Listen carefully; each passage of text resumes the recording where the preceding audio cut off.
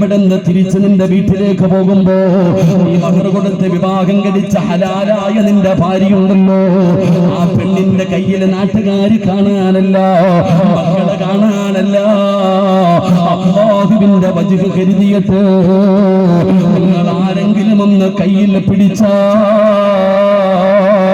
നിങ്ങളുടെ കൈവിരലുകൾക്കിടയിലൂടെ അല്ലാഹു നിങ്ങളുടെ പാപം പുറത്തു തരുമെന്ന് നബി മുഹമ്മദ് മുസ്തഫ സല്ലല്ലാഹു അലൈഹി വസല്ലമ തങ്ങൾ പറയുകയാ. ഭാര്യയുടെ മുഖത്ത് നോക്കി ചിരിക്കണേ, ഭർത്താവിന്റെ മുഖത്ത് നോക്കി പുഞ്ചിരിക്കണേ. നാട്ടുകാരുടെ മുഖത്ത് നോക്കി ചിരിക്കുമല്ലോ, തങ്ങളുടെ ഭാര്യയുടെ മുഖത്ത് നോക്കി ചിരിക്കുമല്ലോ.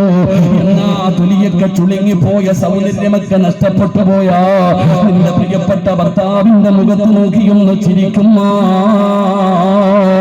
നിന്റെ ഭാര്യയുടെ മുഖത്ത് നോക്കി ചിരിക്കാൻ പറ്റുമോ? വെറുതെ ആകില്ല.